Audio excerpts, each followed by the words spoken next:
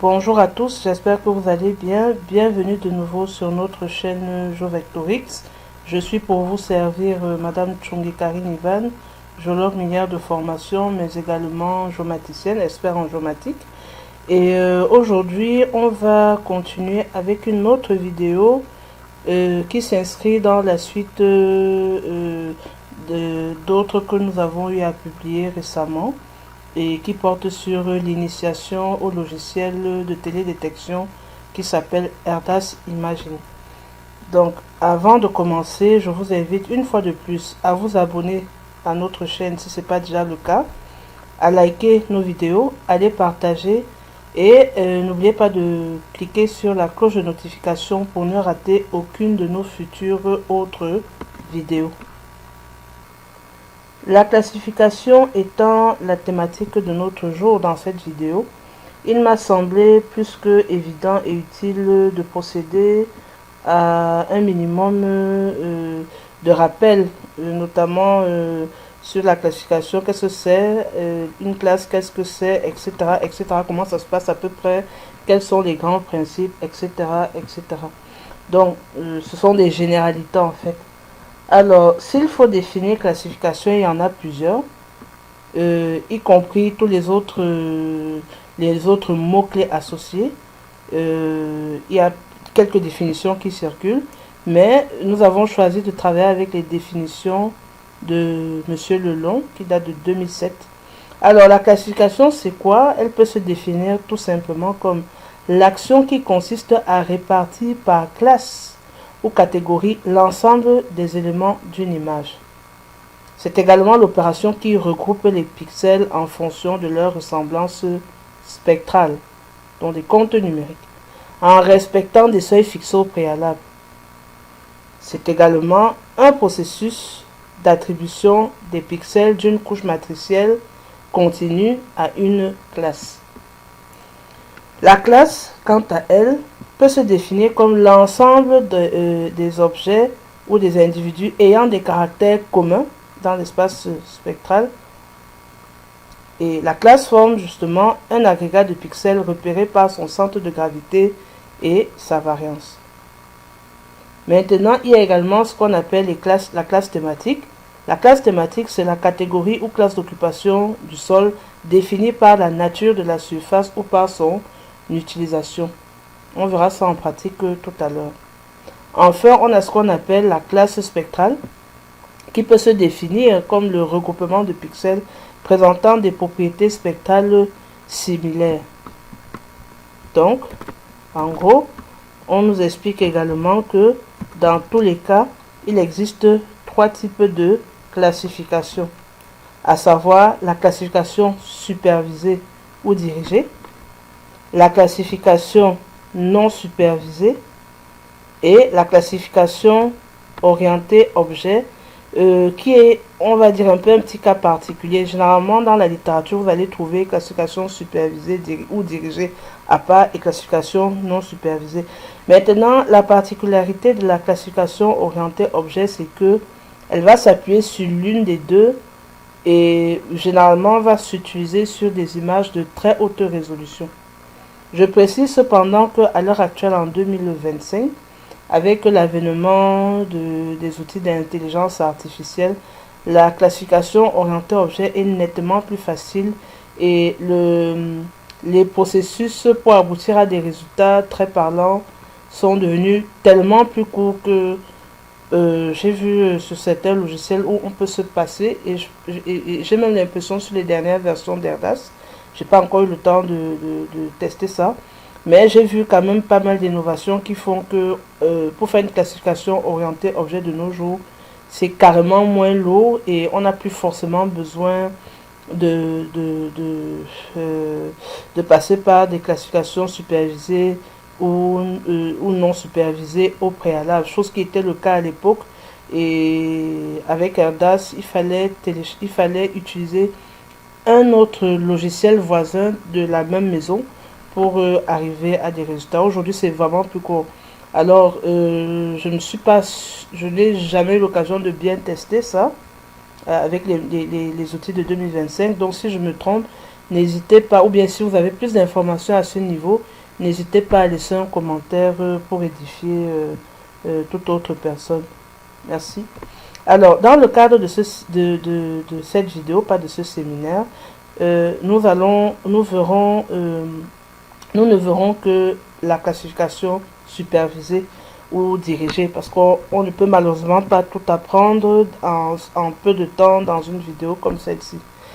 Donc, en gros, s'il faut quand même que je vous présente les deux, la classification supervisée, c'est quoi? C'est cette classification où l'auteur ou l'utilisateur contrôle de bout en bout la classification. C'est lui qui va dire à l'ordinateur que ah tiens, voilà un petit morceau que je te coupe sur l'image. Ce petit morceau, tu as vu ses pixels, n'est-ce pas? Bon, ce petit morceau, tu as vu à peu près ses caractéristiques spectrales, non? Bon, sache donc que partout, je voudrais donc que partout où tu vas voir des pixels qui ont les mêmes caractéristiques, considère que c'est la forêt. Dès que je finis avec la forêt, je vais m'attaquer à d'autres groupes de pixels. Je vais aller encore prendre quelques échantillons de pixels, par exemple de l'eau. Je vais en prélever un peu partout. Dès que je vais en prélever un peu partout, je vais dire à l'ordinateur que bon, voilà, tu as vu ces échantillons d'eau que j'ai un peu pris partout sur l'image. Ben, regarde-les très bien parce que ce que je veux que tu fasses dans les minutes qui vont suivre, c'est que partout tu vas trouver des pixels, des groupes de pixels qui auront les mêmes caractéristiques que par exemple géométrique ou spectrale et autres. Vraiment, considère que c'est de l'eau, etc., etc. Dans ce processus, je vais le répéter chaque fois que je vais voir une entité différente sur mon image. Quand je parle d'entité, ça peut être des nuages, ça peut être des sols nus, ça peut être du bâti ou de l'urbain, ça peut être, etc., etc. Ça peut être, par exemple, des sables, etc., etc., des marécages. Donc, bref, c'est en ça que consiste le principe de la classification. Alors, et que maintenant, dans la classification non supervisée ou dirigée, généralement, on laisse l'ordinateur décider tout seul. C'est-à-dire quoi? On va donner à l'ordinateur une image. Et on va dire à l'ordinateur, du moins sur le logiciel Erdas, on va lui dire, à partir de l'image que je te donne, toi-même, essaie de m'identifier le maximum de classes possible. Maintenant, Erdas, là où je le trouve très gentil et très souple, déjà que dans l'ensemble, je trouve que c'est un logiciel très complet, très formidable, sans publicité. Il te dit, dans la classification non supervisée, il te dit, ben, je te laisse quand même proposer toi-même un nombre de classes que tu penses que un nombre, enfin, quand tu regardes ton image, tu te dis certainement que on monte, on descend, il y aura maximum 10 classes différentes. C'est-à-dire, ou bien il y aura maximum 5 classes différentes. Par exemple, les nuages, le sol nu, le bâti, la forêt et je sais pas moi quoi, l'eau. Donc, quand tu regardes ton image, toi-même, dis-moi le nombre de classes que tu penses que ça peut être ça. Tu lui indiques dans le nombre de classes et lui-même il fait le reste à ta place. Il classifie automatiquement seul. Tu peux lui donner un certain nombre de paramètres que vous pouvez voir à l'écran. On va les parcourir rapidement. Parce que tout ça derrière, ce sont il y a plusieurs méthodes qui tournent derrière pour faire des classifications, que ce soit supervisé ou non supervisé. Il y a tout un tas d'algorithmes et de classificateurs qui tournent en arrière-plan. Donc, en fonction des indications que vous allez donner à la fonction de classification non supervisée, il va vous sortir un résultat. Et toujours parce que Erdas, il est vraiment très bien conçu. Qu'est-ce qu'il va faire? Il vous propose aussi une autre option dans la classification non supervisée qui va consister à comment je vais dire ça, il te laisse même légèrement diriger. Ça veut dire quoi? Ça veut dire, dans une classification non supervisée, il peut te dire que bon, j'ai quand même pitié de toi, propose-moi quelques classes et le reste, je vais les deviner moi-même et tout et tout. À la fin, il te génère ton résultat de classification. Et toi, utilisateur, tout ce que tu peux faire, c'est de venir juste donner des noms à ces classes que lui-même il a trouvées. Évidemment, après les avoir évaluées. Il y a d'autres petites choses qu'on peut paramétrer là-dedans. Donc, dans l'ensemble, c'est ça la différence entre une classification supervisée ou dirigée et une classification non supervisée.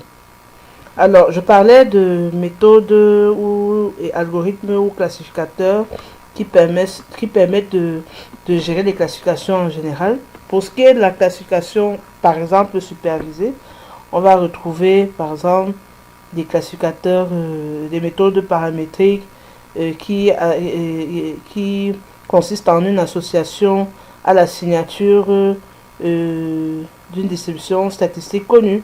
Exemple, la loi normale, multinormale, etc. On a la possibilité euh, d'affecter à chaque pixel une probabilité d'appartenance à une classe donnée. Exemple, là, c'est le rôle des classificateurs probabilistes comme avec par exemple le maximum de vraisemblance.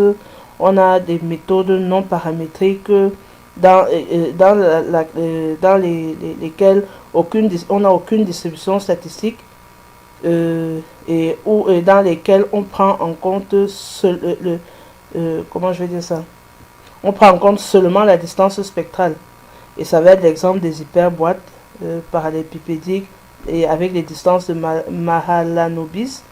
On peut procéder par des seuillages monocanal, ça c'est la segmentation. On parle de méthodes parallélépipédiques ou hyperboîtes, on en parlait un peu plus haut. Des méthodes barycentriques, bref, il y a tellement de petites méthodes, les réseaux de neurones, etc. etc. Je ne vais pas trop vous embrouiller avec ça, mais surtout que j'ai écrit ça un peu rapidement, comme ça, sans bien classer ça comme il faut. Mais en gros, on a des méthodes paramétriques et non paramétriques. Chaque méthode a ses algorithmes. Voilà. Alors, de façon générale, on peut donc distinguer 6 grandes étapes dans la classification supervisée. La première des étapes, c'est le choix des canaux. Quels sont les canaux que je vais utiliser? Et ensuite, quelle est la définition? Je dois définir des thèmes en m'appuyant sur ce qu'on appelle des isophènes, c'est-à-dire des zones de même tonalité ou de même couleur. C'est-à-dire que quand je regarde mon image, quelles sont les zones qui ont à peu près les mêmes couleurs et quelles sont les zones qui n'ont pas les mêmes couleurs. Toutes les zones que je vais voir, par exemple, en vert ici, je peux me dire, ah tiens, c'est la végétation. Toutes les zones où je vais voir un peu plus sombre, noir, je vais me dire, ah tiens, ça doit être un cours d'eau. Toutes les zones que je vais voir, par exemple, en bleu, je peux me dire, par exemple, ah tiens, ça peut être du bâti. Je dis ça, je dis rien. Hein. Ou bien ça peut être, je sais pas, des marécages, ou bien ça peut être, je sais pas. Tout ce qui est rose, ça va être, par exemple, du bâti, des constructions humaines. Et tout ce qui est blanc, ça va être, par exemple, des nuages. Voilà. La prochaine étape qui va suivre, c'est tout simplement la création des zones d'apprentissage ou des régions d'intérêt qu'on appelle encore ROI ou AOI. ROI, c'est pour Region of Interest, tandis que AOI, c'est pour Area of Interest. Ensuite, on va devoir définir des règles de décision à partir d'un certain nombre de zones de référence.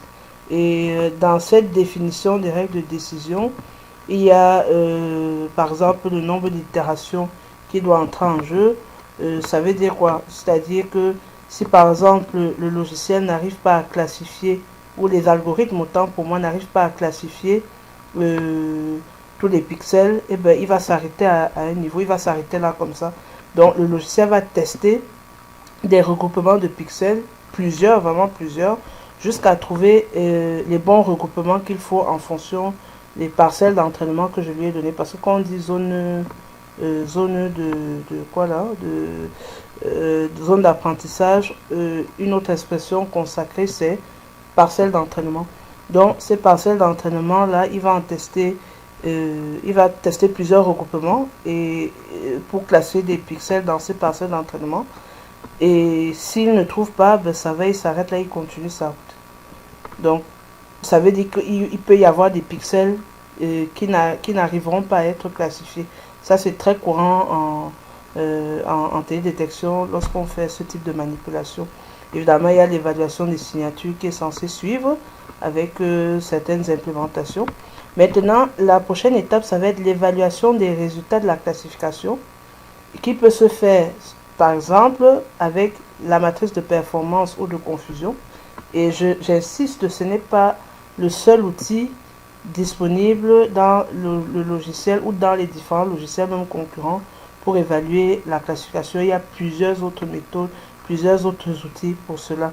Donc là, je n'ai cité que la matrice de confusion. Et dans cette matrice de confusion, par exemple, on va faire une confrontation avec les données de référence. Par exemple, est-ce que ma carte géologique ou pédologique ou topographique, j'en sais rien, est conforme à ce que je vois affiché? Ou bien alors, est-ce que moi qui ai fait le terrain dans cette zone, est-ce que vraiment ça correspond à ce que j'ai comme résultat de classification? Et ça, c'est ce que j'ai peut-être fait avant. Hein. Donc, dans tous les cas, il y a une notion de confrontation et qu'il ne faut pas négliger.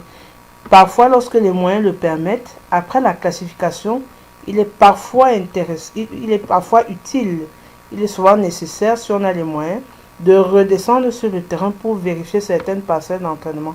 Sauf si on connaît vraiment trop bien le terrain et parce qu'on a peut-être parcouru avant. Mais bof, si on l'a pas suffisamment fait avant et qu'on doute de certaines classes, on redescend sur le terrain, on vérifie. Ensuite, il y a une restitution cartographique qui qui peut se faire dans un logiciel de SIG de préférence. Là-bas, ça va être plus facile de faire une vraie mise en page parce que des logiciels comme Erdas font des mises en page, certes, mais les mises en page, c'est pas vraiment, il n'a pas vraiment été créé pour ça. Donc là, il faut aller beaucoup plus vers un logiciel de SIG. La restitution cartographique se fait, je l'ai dit, dans un logiciel de SIG de préférence. Ok. Alors, une fois qu'on a compris tout ça, toutes ces étapes, il ne me reste plus qu'à vous présenter quand même quelques critères utiles, des critères de bonne sélection de parcelles d'entraînement.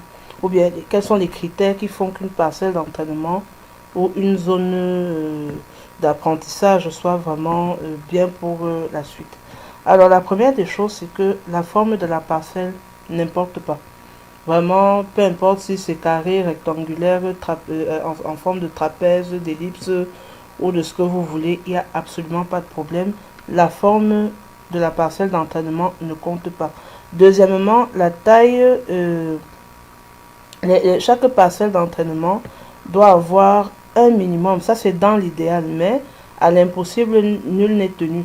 Cependant, chaque parcelle d'entraînement doit avoir un minimum de 50 pixels.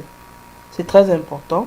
Si ce n'est pas le cas, si malheureusement on a une classe d'entité, et ça arrive, hein, il y a parfois des classes d'entité qui sont tellement pas récurrentes qu'elles vont tenir sur 3-4 pixels. C'est pas grave, on prélève quand même. Et Erdas a ceci de sympa qu'il propose plusieurs outils pour prélever des parcelles d'entraînement. Je peux prélever un pixel à la fois avec des outils points. J'ai des outils polygones pour prélever de plus larges surfaces. J'ai des outils rectangles, ellipses. J'ai même des outils polylignes, un peu comme des lignes brisées, pour prélever vraiment le long d'une ligne. Ça, c'est par exemple si j'ai des routes dans toute mon image, mais ces routes sont très fines, mais c'est des pixels utiles. Je ne peux pas les noyer dans la forêt. Ben, je peux choisir de les prélever en ligne. On a aussi généralement ce genre de cas de figure lorsqu'on a des cours d'eau trop minces. Alors, ensuite, déjà quand on dit la taille des pixels importe peu. Pas qu'elle importe peu, du moins est-ce qu'elle doit être suffisamment grande. Je rappelle que pour une seule classe, on a besoin de plusieurs parcelles d'entraînement. Ça veut dire que si je veux créer la classe de l'eau, ou bien de la végétation, ou bien du bâti, si je prends le bâti seul, je vais devoir prendre plusieurs parcelles d'entraînement. Je vais devoir fabriquer autant pour moi, créer plusieurs parcelles d'entraînement que par la suite je vais grouper pour dire que vraiment tout ce que j'ai groupé là c'est la classe de l'urbain ou de l'eau ou de la végétation. Donc ensuite on me demande, enfin il est recommandé que les parcelles d'entraînement en question qu'elles soient le au maximum possible réparties sur toute l'étendue de ma carte.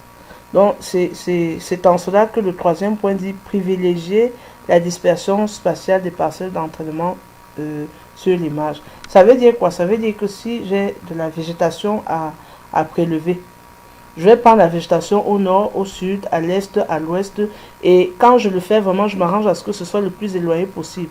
Si je commets l'erreur de regrouper toutes mes parcelles d'entraînement pour la classe végétation à un seul et même endroit, je risque d'avoir des ratés et un résultat biaisé. Pourquoi? Parce que les caractéristiques spectrales de ma végétation, par exemple au milieu de ma carte, n'est pas forcément la même chose à l'extrémité de ma carte. Ça, vraiment, il faudrait que j'intègre cela. Et cela est d'autant plus vrai que on n'a pas la même végétation partout. Vous allez arriver dans certains endroits, vous trouvez une forêt d'eucalyptus. Vous allez plus loin, c'est une forêt de je ne sais pas quelle autre espèce végétale, etc., etc. Donc, on ne pourra jamais avoir le même comportement spectral partout. C'est pour ça qu'on demande de vraiment espacer pour être sûr qu'on a tout prélevé et mettre ça dans la végétation.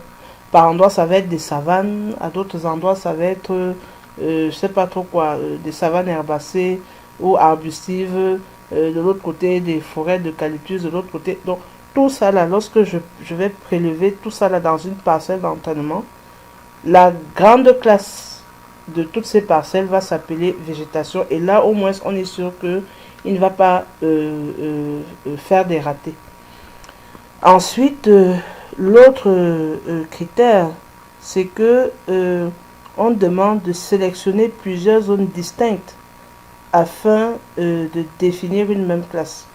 Pourquoi plusieurs zones bien distinctes? C'est-à-dire, en fait, là, on est en train, et ça rejoint un peu la même idée avec le contour des objets distincts, c'est que je ne peux pas vouloir prélever, par exemple, l'eau, et puis dans l'eau, je me retrouve avec des pixels, un peu de la végétation. Non, non, non, ça, non.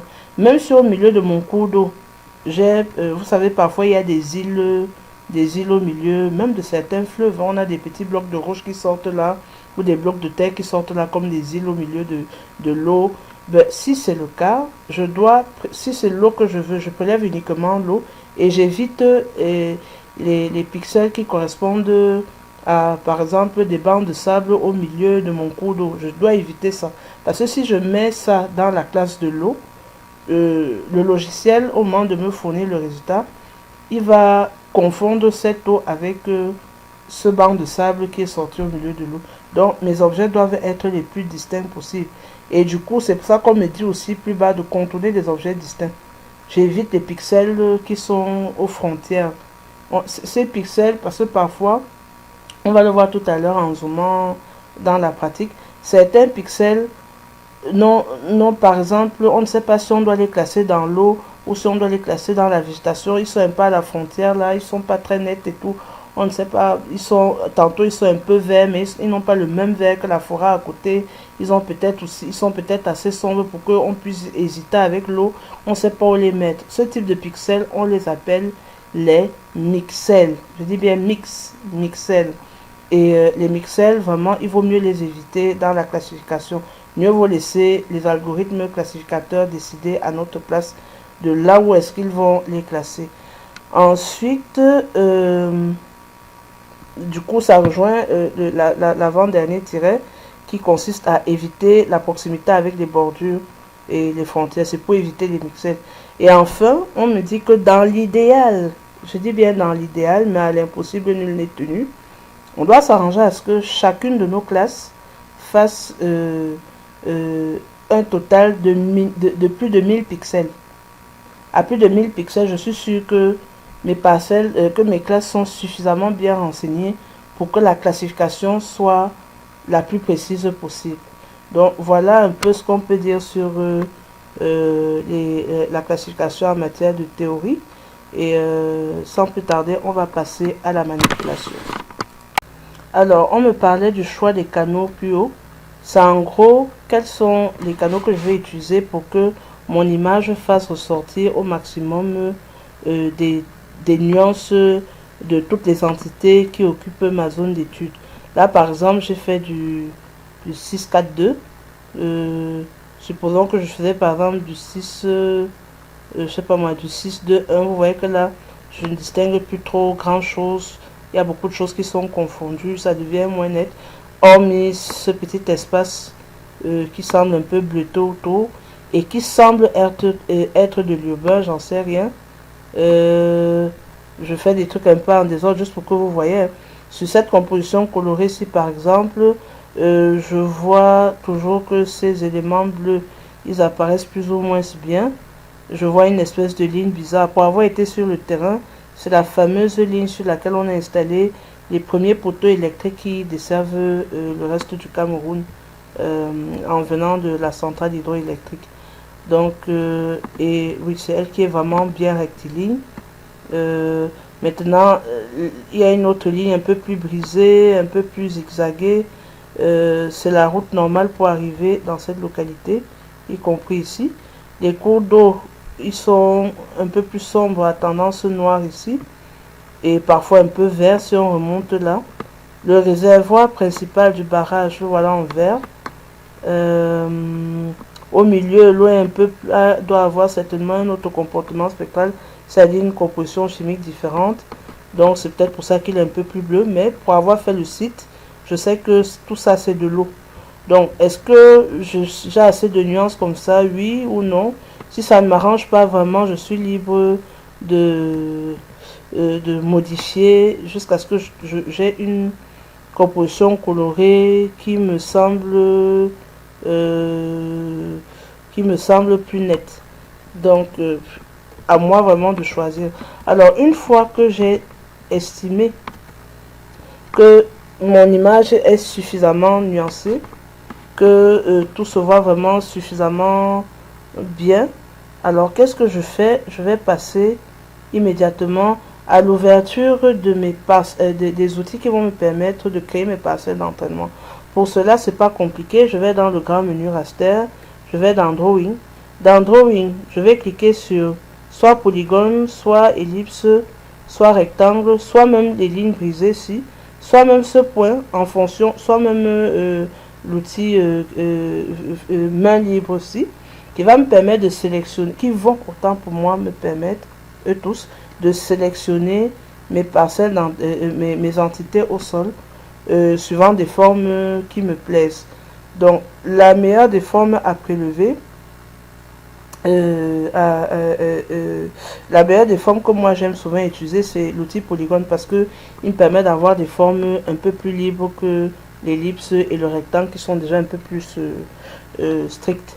Alors, je vais, après avoir, avant même de sélectionner l'outil, je m'arrange s'il vous plaît à zoomer suffisamment sur mon image pour voir suffisamment bien ma zone d'étude et éviter les mixels. Je vous ai parlé des mixels. Donc, alors, une fois que j'ai suffisamment bien zoomé, autre chose, je vais ouvrir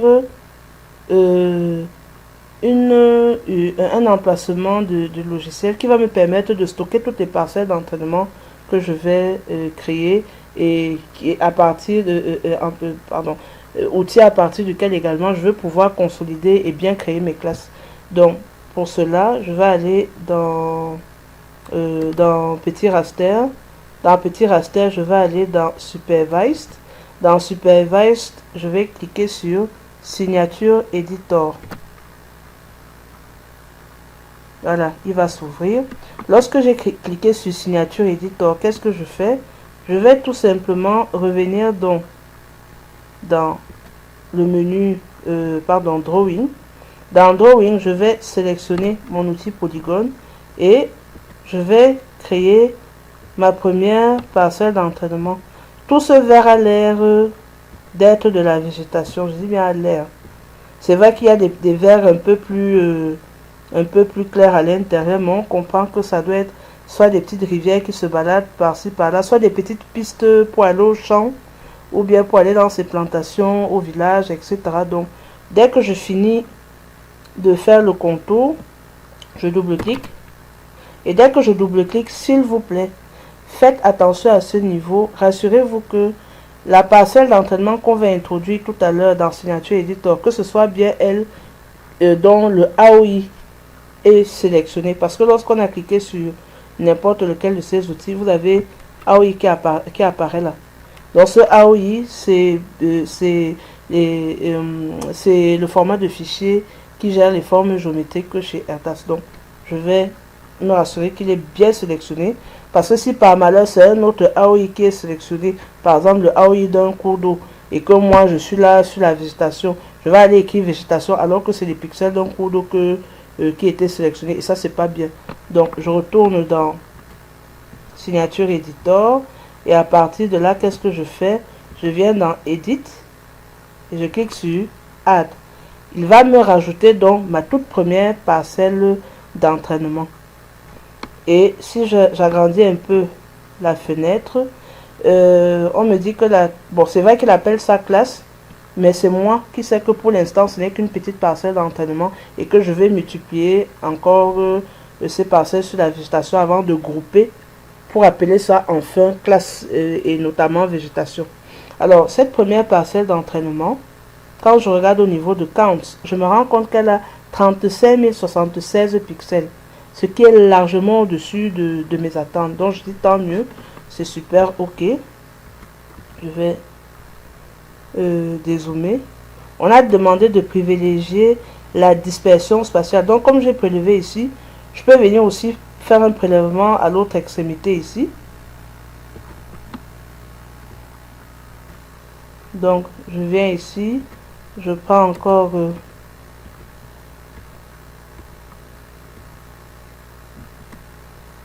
ça, je repars dans signature editor, edit, add.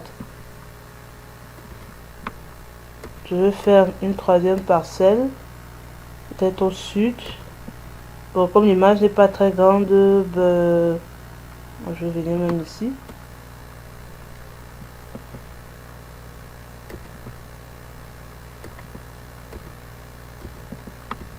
Vous voyez, j'évite celui-ci parce que l'on sent qu'il y a peut-être des populations là. Alors, je repars, je clique sur add. Supposons que j'estime que j'ai prélevé suffisamment partout et de façon représentative ma végétation. Qu'est-ce que je fais? À cette étape, je vais grouper ces trois parcelles d'entraînement pour les transformer en une seule chose que je vais appliquer, en une seule chose qui est une classe en fait. Et cette classe à qui je donnerai le nom de végétation. Donc, je sélectionne pour sélectionner, je clique sur la toute première colonne de côté et je maintiens mon clic et je tire un peu vers le bas là. Ensuite, je viens dans Edit et je clique sur Merge. Il va me fusionner toutes mes parcelles d'entraînement. Et d'ailleurs, pour en avoir la preuve, si j'additionne tous les counts ici, je me rends compte que ça me donne ce total ici, au niveau de counts. Donc 73 670 plus 74 945 plus 35 076 me donne ce total-ci. Maintenant, je viens dans Edit et je clique sur Delete tant que les trois parcelles d'entraînement sont encore sélectionnées, bien sûr. Je clique sur Delete pour pouvoir supprimer ces trois parcelles d'entraînement là, puisque je les ai déjà regroupées au sein d'une seule et même classe. C'est elle qui est à 183 691 pixels. Donc, elles sont toutes à l'intérieur de ce monsieur. Du coup, une fois que c'est fait, je peux appeler ce bonhomme végétation. À cette étape, pour l'instant, je vous déconseille d'utiliser les accents, les caractères spéciaux, les espaces. Je dis bien à cette étape. Si ça passe, tant mieux, mais je préfère vous déconseiller d'utiliser ça à ce niveau parce que les logiciels de géométrique sont très sensibles aux caractères spéciaux et autres. Donc, c'est des choses qu'on pourra rattraper au moment de faire la mise en page dans un logiciel de SCG. Donc, une fois que j'ai mis le nom définitif que je voudrais voir dans ma légende, je clique sur Color et je dis, ah tiens, la végétation aura une couleur verte comme ceci. Voilà. Donc, toutes les couleurs qui étaient là avant pour chacune de mes parcelles d'entraînement, même si ça ne ressemble pas au vert que je vois ici, vraiment, il n'y a pas de panique. On fait comme s'il n'y a pas de problème. C'est une fois qu'on a créé définitivement la classe qu'on peut mettre dans sa couleur définitive. Alors, une fois que j'ai fini avec la première classe, je vais m'attaquer à la deuxième classe, mais cette fois-ci, je vais faire exprès d'aller sur le nuage. Pourquoi le nuage? Parce que le nuage est le seul qui a un petit comportement spécifique au moment de la classification. Lorsque vous avez une image, et là il faut être super attentif, lorsque vous avez une image satellite qui a des nuages, si ces nuages ont des ombres portées, la parcelle d'entraînement du nuage doit contenir à la fois le blanc du nuage, comme ici, et à la fois son ombre portée au sol, comme ici. Maintenant, si mon image satellite en question a des nuages sans ombre portée, ça veut dire que peut-être le soleil était au zénith au moment où les nuages se baladaient par là, et bien ça veut dire que les nuages n'auront aucune ombre au sol. Et si c'est le cas, il n'y a pas de problème, je prélève en ce moment seulement le blanc du nuage. Mais s'il y a son ombre portée à côté, je mets dans la même parcelle d'entraînement l'ombre portée du nuage, y compris le blanc du nuage, sauf si, suivez ça très bien, soyez très attentifs, sauf si on a un cas de figure comme ici, je vais un peu zoomer, sauf si on a un cas de figure comme ici où on a le blanc du nuage d'un côté et son ombre est trop loin.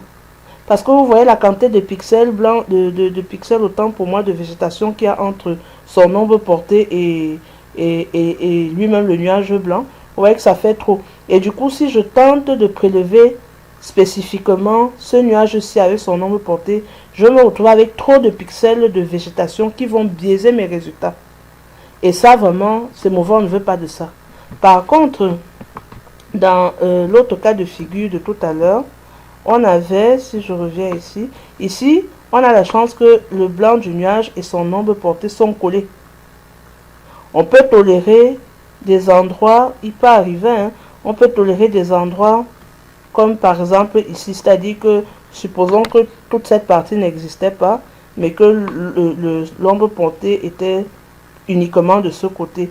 Vous voyez, il y a ces quelques petits pixels. Bon, ça pouvait faire un genre donc à ce niveau, ou bien peut-être ici, si je prélève ici, on voit qu'il y a quand même quelques pixels un peu bizarres, on les appelle des mixels. On ne sait pas s'ils sont végétation ou bien s'ils sont noirs. Donc, si je prélève par exemple ici, on peut tolérer et du coup, je dois m'attendre à ce qu'il y ait peut-être 3-4 pixels par hasard qui vont se retrouver confondus avec la végétation. Donc, ça, c'est des risques malheureusement. Pareil ici, si je prélève par exemple le nuage ici et que je n'ai nulle part autre où prélever le nuage et son ombre portée, si je tente de faire une parcelle d'entraînement ici, j'ai ces mixels-ci qui tantôt on ne sait pas s'ils sont dans l'ombre ou dans le nuage ou dans la végétation. Là, il y aura toujours des petits défauts qui peuvent se poser. Mais l'essentiel, c'est que je vous montrerai tout à l'heure comment est-ce qu'on évalue ces choses-là, comment est-ce que on fait pour savoir si on doit reprendre cette classe ou pas, une fois que la classification a quand même été produite avec ses résultats normalement et tout. Donc, on évalue, il y a un taux de pourcentage qu'on regarde avant de dire que, ah ben oui, c'est trop grave ou pas, il y a eu trop de contamination ou pas. Il y a un seuil en pourcentage. Donc, pour les nuages, je vais repartir. Bon, cette fois-ci, j'ai le menu AOI parce que tout simplement... ah, mais j'ai bougé. J'ai le menu AOI tout simplement parce que je suis... c'était le AOI qui était sélectionné au niveau du menu ici. Et du coup, c'est pour ça que on a un gros menu AOI qui apparaît là-bas en haut. Donc, je reviens ici. Et je vais prélever le nuage. Donc je vais faire ça.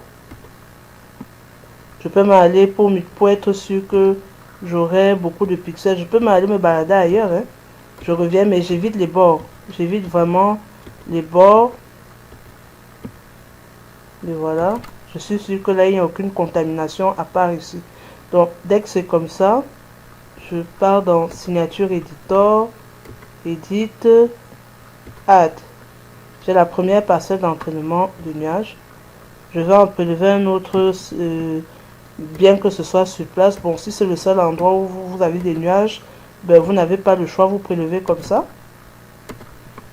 Mais s'il y a moyen de privilégier la dispersion spatiale des parcelles d'entraînement d'une même classe, et ben, je vais la privilégier.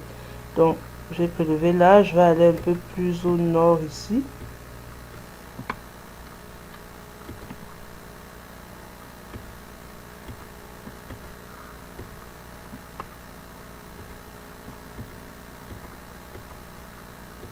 si je vais devoir étrangler un peu pour ne pas trop prendre des pixels de la végétation. Voilà. Et je vais achever avec peut-être ça.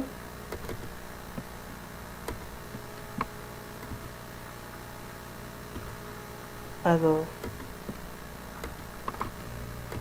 voilà, j'ai fini avec les nuages. Je peux en prélever d'autres, mais comme ce n'est qu'une petite vidéo, bref, je ne vais pas je vais pas trop insister dessus. Peut-être je prendrai cette dernière parcelle. Voilà. Add. Ok. Je sélectionne, édite, merge, ensuite édite, supprimer. Et bon, j'ai quand même plus de 1000, c'est déjà ça. Nuage. Alors, cet exercice de parcelle d'entraînement, je vais l'effectuer partout sur mon image et pour toutes les autres entités qui existent sur mon image. Par exemple, là, c'est des constructions urbaines, humaines autant pour moi, qui sont en rose. C'est vrai qu'à certains endroits comme ici, c'est pas des constructions, ça doit être peut-être d'autres petites choses qui polluent, j'en sais rien. Je n'ai plus la configuration dans ma tête de ce qui occupait les abords de ce côté. Ici, je sais que normalement tout ça c'est un cours d'eau, mais je pense pas qu'il y avait du bâti seulement autour comme ça. Non, il n'y en avait pas. Donc j'aurais du mal un peu à bien vous aider, mais c'est pas grave, tant qu'à faire, comme ce n'est que la vidéo, on va appeler ça bâti juste pour juste pour la forme. Donc je vais vous revenir tout de suite après avoir prélevé moi-même partout et pour que la vidéo puisse continuer sans perdre du temps. Alors je vais achever la création de mes parcelles d'entraînement de la dernière classe avec l'eau. Et à ce niveau, déjà je vous rappelle encore que pour faire une parcelle d'entraînement, il faut vraiment suffisamment bien zoomer et avant d'essayer d'utiliser des outils géométriques. Alors je vais prendre par exemple ici, là j'ai pris un outil polyligne et je vais me limiter là parce que juste après j'ai des pixels, des mixels, c'est-à-dire on ne sait pas si c'est la végétation ou bien si le cours d'eau passe ici, on n'en sait rien. Donc je vais m'arrêter là et je vais rajouter ma dernière classe, du moins ma dernière parcelle d'entraînement. Bon, c'est vrai que je n'ai pas suffisamment prélevé dans la faille d'une thème, donc je vais rajouter juste un peu encore, comme c'est 3.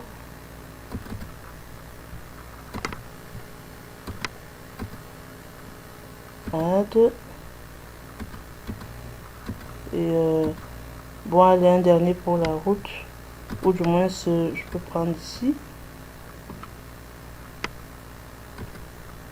Donc là je partirai de là, je monte sur le noir là et tac. Alors je vais m'arrêter comme ça pour les parcelles d'entraînement. Et ce qui va se passer, c'est que je n'ai créé que 4 classes au total. Donc la toute dernière, je vais merge. La toute dernière, c'est l'eau. Voilà. Et là, je peux donner une couleur bleue comme ceci. Donc, pour les besoins de la vidéo, j'ai pas voulu aller trop loin avec des images compliquées. L'idée, c'était juste de comprendre le principe. Donc, maintenant que j'ai fini de créer toutes mes parcelles d'entraînement, ouais, à peu près partout, j'ai prélevé juste ici des cours d'eau, un peu partout. Là, vous voyez des petites taches blanches, hein, genre, c'est des cours d'eau, c'est des parcelles d'entraînement, autant pour moi, le long du cours d'eau. Donc, j'en ai vraiment prélevé partout pour être sûr que on n'aura pas de raté, que la classification sera précise, etc. Même le bâti, je l'ai prélevé carrément un peu plus loin comme ça. Donc, ça respecte le principe de la répartition spatiale. Donc, ceci étant, je vais passer à la dernière étape, à l'avant-dernière étape, autant pour moi. Une fois que j'ai créé mes parcelles d'entraînement, je vais évaluer la qualité de mes parcelles d'entraînement avant de valider la classification proprement dite. Il y a plusieurs outils, plusieurs méthodes pour le faire, mais moi je vous propose qu'on travaille, comme je l'avais déjà annoncé dans mon texte plus haut, avec la matrice de confusion. Donc je vais aller revenir dans la fenêtre de signature editor. Ensuite je vais aller dans Evaluate Contingency. Et là-dedans, j'ai le choix, soit je m'apprête à faire une classification avec des méthodes non paramétriques, ou alors avec des règles paramétriques.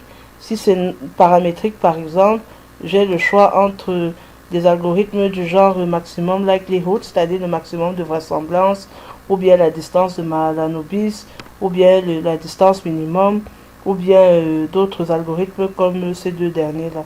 Donc, les méthodes non paramétriques, elles ont aussi leurs propres algorithmes et tout. Donc, je propose que nous travaillions avec les méthodes paramétriques et notamment avec le maximum de vraisemblance. Donc, à cette étape, je me rends compte qu'il y a déjà pixel count qui est coché. Je vais cliquer pixel percentage avant de cliquer sur OK. Donc, le pixel percentage va me donner la même information que le pixel count, mais sous forme de pourcentage. On verra ça tout à l'heure. Donc, je clique sur OK.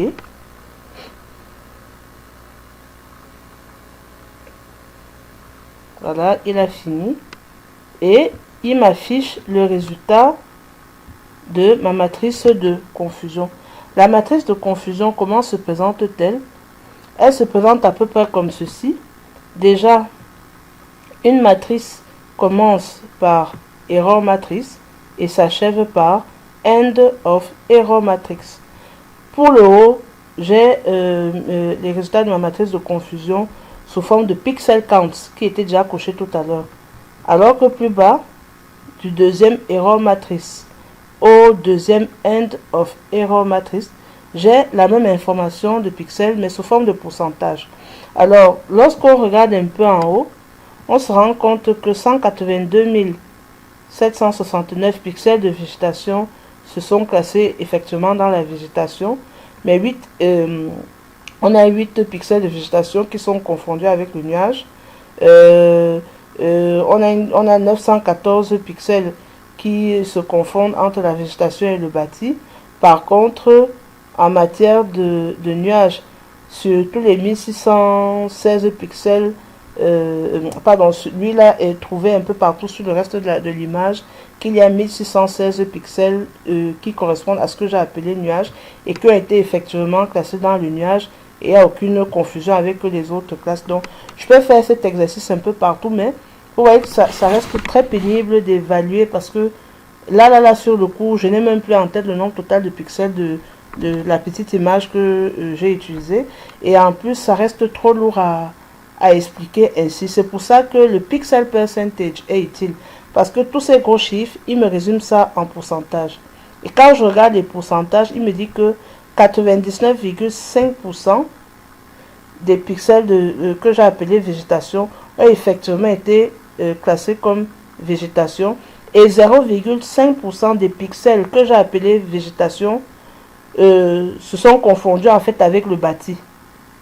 Quand je regarde les nuages, 100% des pixels que j'ai appelés nuages, 100% des pixels considérés comme nuages ont effectivement été classés dans les nuages sur toute l'étendue de mon image. Le bâti également n'a pas de confusion. Par contre, avec l'eau, il me dit que bon, quand il regarde les parcelles d'entraînement que je lui ai fournies, et qu'il essaie de généraliser au reste de l'image, il y a 10,33% de pixels soi-disant que j'ai appelé eau, mais qui se confondent avec le nuage, et 89,57 que j'ai appelé eau qui va effectivement correspondre avec l'eau, et seulement 0,10% de pixels qui se confond entre l'eau et le bâti. Donc, à cette étape, ce qu'il y a lieu de retenir, c'est que on va pas pousser trop loin dans l'interprétation parce qu'il y a encore d'autres choses à voir là. Il y a les matrices, pardon, il y a les erreurs de commission, les erreurs d'omission, il y a l'indice de kappa qu'on calcule souvent, il y a encore d'autres petits paramètres qu'on regarde souvent pour évaluer même l'ensemble et la totalité de la matrice de confusion au-delà des observations qu'on peut faire classe contre classe. Donc là, je suis allé classe contre classe, mais on peut évaluer tout l'ensemble. Maintenant, avant d'évaluer même tout l'ensemble, c'est vrai qu'on ne verra pas ça dans le cadre de cette vidéo, mais je me rends compte que 10% c'est trop. La littérature nous recommande un intervalle de confiance, nous recommande une marge d'erreur ne dépassant pas les 5%. Donc lorsque je dépasse 5%, c'est mauvais. Ça veut dire que si jamais je dois reprendre quelque chose, je vais aller m'attaquer par exemple à l'eau et au nuage, non pas au nuage parce que 100% du nuage c'est bon. Donc je vais aller m'attaquer à l'eau, je vais devoir reprendre l'eau pour me rassurer que certains pixels de l'eau ne tombent pas dans le nuage. Puisque 100% de ce que j'ai appelé nuage tomberont dans le nuage, ça veut dire que l'erreur vient de l'eau en fait, et non pas du nuage. Donc, s'il y avait une classe à reprendre, ce serait celle de l'eau, pour qu'il n'y ait plus de confusion avec le nuage. Donc, 10,33% des pixels vont être, des pixels de l'eau vont être classés comme nuage. Ok. Si je ne corrige pas, bien sûr. Donc, comme je n'ai pas le temps de reprendre et que c'est juste pour les besoins de cours, je vais valider ainsi cette classification et on va apprécier tous ensemble. Donc, pour valider complètement ma classification, pas valider du moins, pour exécuter définitivement ma classification, après l'avoir évalué, si je vois que tout est ok, je vais aller dans Classify, Supervised, puisqu'il s'agit d'une classification supervisée. Et ensuite, je vais juste donner un nom au résultat final, évidemment dans mon dossier de travail. Donc, je vais aller dans cliquer sur la petite icône jaune de côté pour Output File. Je vais naviguer jusqu'à mon dossier de travail. Je mets en TIFF. Je l'ai recommandé suffisamment dans les anciennes vidéos. Classif sup. Voilà, je valide. Ensuite, il est très important ici, avant de cliquer sur OK, de se rassurer que les paramètres ou les règles de décision qu'on a utilisées tout à l'heure, les algorithmes qu'on a utilisés tout à l'heure pour évaluer la qualité de la classification, que ce soit les mêmes qui sont actifs ici, dans cette partie de la fenêtre de la fonction. Si tel n'est pas le cas, j'aurai un résultat différent. Donc, tout à l'heure, on est resté à non paramétrique, c'est-à-dire qu'on ne veut pas des méthodes non paramétriques. On a dit qu'on travaillera avec des méthodes paramétriques et notamment le maximum likelihood. Le reste, je peux laisser sans changement et je clique sur OK. Et le logiciel va calculer, faire ses itérations, etc., etc. Et dès qu'il va finir de tourner, je n'aurai plus autant pour moi qu'à aller ouvrir le résultat final. Donc, c'est classif. Et voilà. Donc, voilà, je viens de classer, de générer. Je vais permettez-moi décocher un peu le AOI pour que c'était le tout dernier qu'on a placé là. Donc, je vais même carrément fermer ces AOI. Alors, remove. Je suis libre d'enregistrer mes AOI ou pas. Si je souhaite les revoir peut-être demain parce que je veux corriger un détail, etc. Donc, si je veux, je les garde. Si j'estime que je n'aurai plus jamais besoin d'eux, ben, je peux tout simplement les fermer sans les sauvegarder. Donc, voilà. Alors, à ce stade, voilà à quoi ressemble le résultat d'une classification. Je rappelle encore que de façon très simple et pratique, le but de la classification, c'est d'avoir des classes qu'on peut manipuler parce que jusqu'ici, tous les logiciels de géomatique, lorsqu'ils voient un raster, Ils savent que, ben oui, ça c'est un raster sans plus. Ils ne savent pas que, bon, la couleur verte que je vois sur le raster là, c'est peut-être la végétation, que la couleur noire c'est l'eau, que la couleur blanche c'est les nuages. Aucun de ces logiciels ne sait qui est qui sur un raster. Même lorsqu'on travaillait sur, dans les précédentes vidéos avec un logiciel de SIG, il a été nécessaire de faire de la vectorisation. Cette vectorisation, c'était tout simplement parce que avant d'entrer dans des analyses spatiales compliquées, le logiciel voit un fond de carte tout simple qu'on a affiché comme ça. Sur ce fond de carte, il y a des jeux de couleurs. Il ne sait pas que la couleur rouge, c'est peut-être une route, que la couleur noire, c'est je ne sais pas trop quoi le nom d'une localité, qu'il y a même un point noir qui renvoie à une localité, etc. Ces logiciels ne savent pas. Alors, pour pouvoir renseigner ces logiciels sur qui est qui, on a deux possibilités. Soit on vectorise, soit alors, lorsque c'est des rasters très complexes comme ça, qui sont très réalistes, comme les images satellites ou les photographies aériennes, on est obligé de passer par des classifications ou parfois par des segmentations, ça dépend, pour avoir un résultat qui va me permettre d'isoler toutes les entités du sol de façon individuelle, de telle sorte qu'on puisse les manipuler vraiment individuellement. Vous voyez là, quand je déroule un peu mon résultat, je vois bien une classe bâtie, je peux même la décocher, hein. Vous voyez ce que ça donne?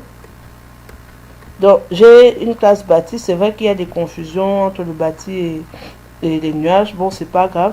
J'ai une classe bâtie. J'ai une classe végétation. J'ai une classe nuage. J'ai de l'eau qui se balade là quelque part. Donc, voilà un peu. Alors, dans cette zone, ça ne me surprend pas qu'il y ait des confusions avec le bâti parce que certainement, peut-être il y a quelques bouts de roche qui se baladent là. Et comme je connais très bien la zone, cette zone, c'est une zone montagneuse. Il y a des endroits où c'est bien recouvert par de la végétation. Il y a des endroits où on va avoir de la roche complètement dénudée, même si c'est pas sur de très grandes surfaces. Donc, bon, bref. Mais dans tous les cas, c'est des petites marges d'erreur. On peut ajuster tout ça. Et comme je vous le disais il y a quelques minutes, on aura presque toujours certains pixels qui ne seront classés nulle part. C'est-à-dire que tous les algorithmes n'ont pas pu le classer dans quelque part. Et du coup, il y a une classe non classifiée qui va toujours se créer. Donc, à cette étape, je peux m'amuser à zoomer un peu. Voilà, pour voir un peu de près comment ça se comporte. Il a essayé de calculer un peu, de tracer un peu le cours d'eau là, mais bon, il s'en sort pas bien. J'avoue aussi que je n'ai pas fait beaucoup de parcelles d'entraînement le long de la faille d'une thème là. Mais bon, pour ce qui est du reste, il s'est battu. Ici, il a essayé également. Pourtant, on est passé un peu partout. Bon, j'avoue aussi que c'était un peu... on s'amusait un peu à être très rapide. C'était pas forcément précis. Mais bof, dans l'ensemble, ça ressemble quand même à quelque chose de cohérent. Si ça ne va pas, je peux reprendre jusqu'à ce que j'ai un résultat super, hyper cohérent. Alors, l'intérêt aussi de la classification, c'est que à partir d'ici, si je vais dans Show Attribute Table de classification, autant pour moi, je vais agrandir un peu. Il se trouve que pour chacune de mes classes, j'ai le nombre total de pixels qui se baladent là-dedans. Donc, par exemple, si je prends la classe du bâti, sur toute mon image, il y a par exemple 235 088 pixels de bâti. Et je vous rappelle que les images Landsat 8, enfin, toutes les images ont une résolution spatiale. Ça veut dire que, on sait que si par exemple la résolution spatiale d'une image c'est 20 mètres x 20 mètres, ça veut dire qu'un seul pixel couvre 400 mètres carrés. Et si j'ai la superficie couverte par un pixel et que j'ai le nombre total de pixels comme c'est le cas ici, et bien si mon Landsat 8 c'est par exemple du 20 mètres carrés de résolution spatiale, c'est-à-dire 400 mètres de surface couverte par un pixel, je n'ai qu'à multiplier ce 400 mètres fois 235 088 pour avoir la superficie totale rien que de la classe du bâti. Pareil avec la végétation, je vais faire 400 fois, ça fait combien ici, fois 1 725 912 pixels. Donc multiplié par 400, ça me donnera la superficie totale en mètres carrés. Et de là, je peux ramener ça en kilomètres carrés, ou bien en hectares, ou bien vraiment comme je veux. Je convertis dans n'importe quelle autre unité que je veux, kilomètres carrés, etc. Donc vraiment, voilà un peu comment est-ce que ce genre de choses se passe. Alors, il faut savoir, je l'ai annoncé quand même si on ne le verra pas dans cette vidéo, il existe des façons de nettoyer un peu nos images pour qu'on obtienne quelque chose de plus cohérent encore, de plus net, de plus lisse. C'est des traitements post-classification qui vont, entre autres, consister, par exemple, vous voyez, il y a plein de petits pixels déchets qui se baladent parfois isolés dans la nature et sans raison apparente. C'est-à-dire que si on va à ces endroits, il n'y aura pas du bâti ou des constructions humaines, mais c'est vraiment de la nature pure. Alors pour ces endroits-là, il y a des façons, il y a des méthodes de post-classification qui permettent de les gérer, soit de les supprimer, soit de les noyer dans la végétation, soit bref, on peut y trouver plusieurs fonctions qui nous permettent de gérer ce genre de pixels là. Malheureusement, on ne verra pas ça dans le cadre de cette vidéo, mais sachez que ça existe. Et la dernière des choses à faire, c'est par exemple, une fois qu'on a fini de bien gérer les pixels qui sont des déchets, les petits résidus de pixels, on peut convertir toute notre image classifiée, tout le résultat en vecteur. Et là, vous le ferez dans un logiciel de SIG. Donc, ça dépend de vous. Vous pouvez convertir tout ça en vecteur. Et là, vous aurez une superficie légèrement différente de la superficie calculée par la méthode des pixels. Parce que, je rappelle, il y a certains corps, certaines entités au sol qui peuvent passer peut-être par le tiers d'un pixel, ou la moitié d'un pixel, ou les trois quarts d'un pixel. Et du coup, lorsque je convertis ça en vecteur, le vecteur, lui, il sait déjà, du côté d'un logiciel de télédétection comme celui-ci, si tu passes par une grande partie d'un pixel, eh bien, ce pixel va être intégré comme un pixel entier. Et du coup, même si tu ne passais qu'au milieu du pixel, on va dire que non. Le logiciel de télédétection va dire que non, ça c'est un pixel entier. Du coup, tu auras des surplus de superficie un peu superflus. Alors que dans un logiciel de SIG, vraiment, lui, il passe par les contours. Il suit vraiment strictement les contours. Donc, il pourra arriver que peut-être la superficie soit légèrement moins ou légèrement plus. Vous n'aurez jamais exactement à la virgule près la même superficie en fonction de si vous calculez dans un logiciel de SIG ou avec les informations de la table attributaire, ou bien alors en fonction de si vous calculez la même superficie avec les valeurs le nombre total de pixels de la classe. Donc ça c'est des petites nuances. Alors sur ce, je vous remercie d'avoir suivi cette vidéo de bout en bout. N'hésitez pas à vous rapprocher de nous si vous voulez en savoir plus. L'équipe de GeoVectorix vous attend dans ces locaux pour des formations pratiques plus détaillées et en présentiel ou en distanciel si vous n'avez pas la possibilité de vous déplacer, à des coûts très compétitifs. Je vous remercie.